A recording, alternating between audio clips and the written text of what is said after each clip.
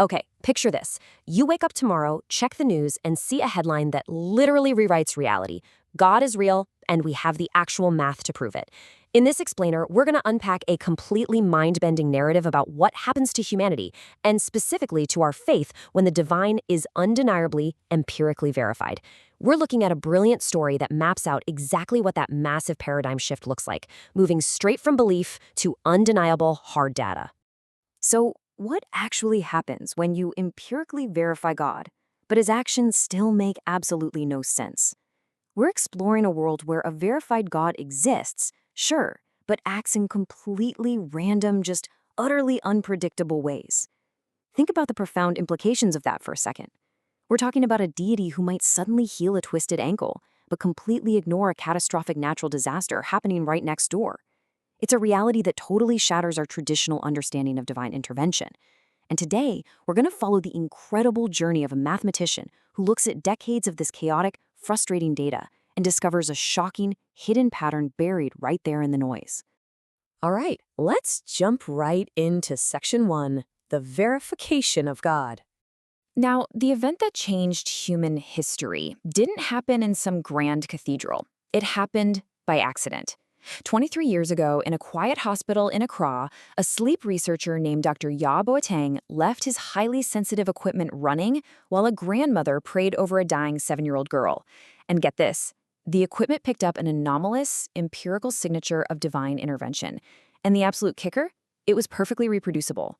By day 2, 3 secular physicists confirmed the signature was real. Fast forward to year 5, and rigorous peer review made it undeniable scientific fact. God exists. But as researchers amassed mountains of data over the next 2 decades, they hit a massive, unsettling catch. The data showed a God who might fix a minor fender bender on a Thursday afternoon, but completely ignore a collapsing residential building on that very same day. Which brings us to Section 2, the rise of Absurdist Theology.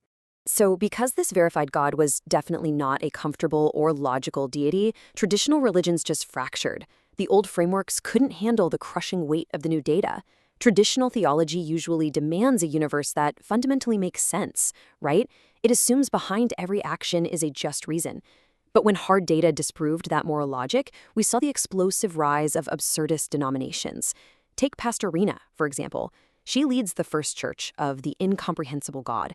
Her congregation decided to just embrace the ultimate cosmic punchline. They gather every week in this drafty, converted warehouse, literally laughing and weeping at the sheer mystery of a God who might miraculously cure a man's gout while giving his perfectly healthy neighbor a chronic case of the hiccups. And Pastor Rina anchors her church in this fascinating concept called comfortable uncertainty. Think about how often we try to force a silver lining on a tragedy, just to make ourselves feel better. We say things like, well, everything happens for a reason, trying to neatly tie up someone's grief. Pastor Rina teaches her congregation to do the exact opposite. She trains them to stay in the, that open, profoundly curious, and honestly sometimes painful response to life. Instead of forcing a fake, comforting narrative onto suffering, they actively practice sitting together in the inexplicable reality of it, without ever demanding an aha answer from the universe.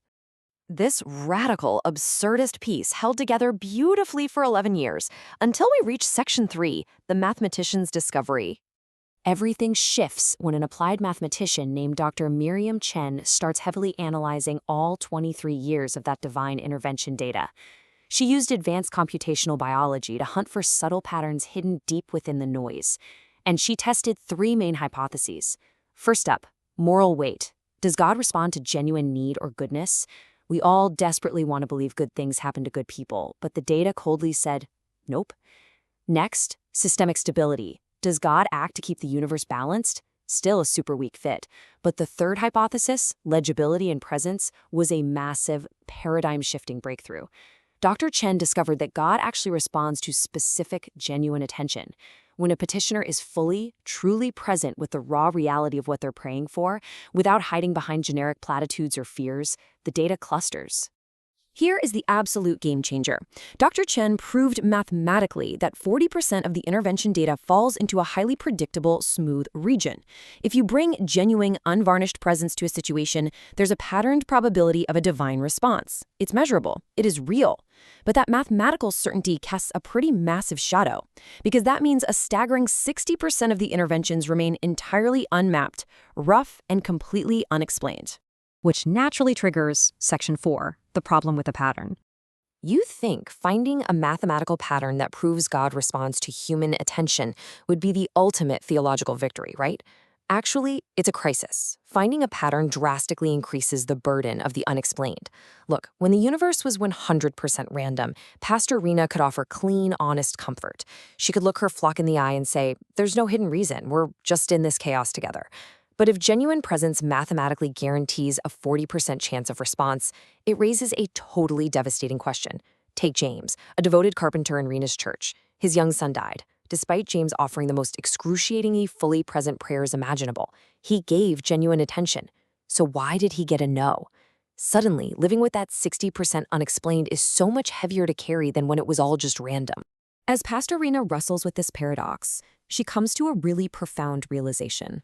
She notes, the purpose of incomprehensibility is not to frustrate but to extend, to keep you in the territory beyond your last map. The newly discovered pattern isn't some moral verdict on the people who suffered. It absolutely doesn't mean their prayers weren't present enough. It's just a cosmic extension of the mystery. It forces humanity to continually stay in the uncomfortable territory of not knowing, keeping us from getting a smug, false sense of total comprehension over the divine. And just when they thought they grasped the gravity of that smooth region, we hit Section 5, the relational field. Dr. Chen came back with an even bigger revelation. This is where the math becomes incredibly beautiful.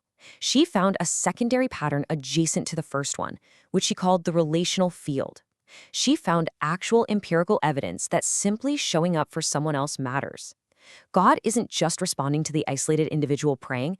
The data shows massive responses to the communal network of witnesses. Imagine people gathered in a room, simply attending to a friend's suffering. They aren't offering unsolicited advice. They aren't trying to magically fix it. They're just there.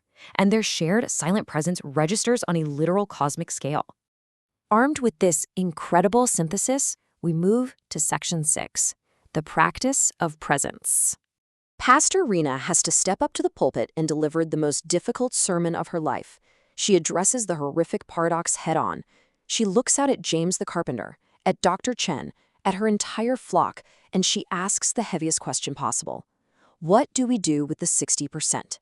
How do we continue to live and gather in the cases where the answer was a devastating no, even when all the right presence, the raw honesty, and the community were perfectly there? She beautifully and carefully explains to them that the 60% is not a rejection, it's not chaos or punishment or a failure of their faith, it is simply unmapped territory. It represents the absolute edge of our current human understanding. It's the boundary of the map, and it requires their continued unrelenting presence to just sit with that darkness together without demanding the light. And this message resonates so deeply with James. For 3 years since his son's death, he'd been carving this exquisite piece of furniture in his shop. Not a table to eat at, but a carefully crafted physical place to sit. He brings it into the church and places it right next to the pulpit. It becomes this dedicated physical anchor in the room, built purely for people to practice sitting with the crushing weight of not knowing. You can almost feel the weight of it, right? A tangible testament to their shared grief and endurance. Which leads us to the ultimate cosmic punchline. Pay close attention to this. First, the pattern is a probability, not a promise. Second, the that open, questioning stance, remains a mathematically valid and necessary practice. And third, the absurdist gathering of a community literally is the relational field. Pastor Rina realizes that their absurdist practice itself, gathering in a warehouse, paying genuine attention to each other's pain without demanding answers, that was the smooth region all along. They didn't know the high-level math, and not knowing didn't matter. Honestly, doing it together was the entire point. The wasn't just a coping mechanism. It was empirically the exact frequency of genuine divine connection. So I want to leave you with this final thought. If we know that the universe, and maybe the divine itself, responds primarily to raw, genuine attention, how are you going to show up today? How will you sit with the unexplained mysteries and the 60% in your own life? Will you demand a neat and tiny answer, or will you find the courage to just be present with the people around you? Definitely something to think about the next time you encounter the truly inexplicable. Thank you for joining this explainer.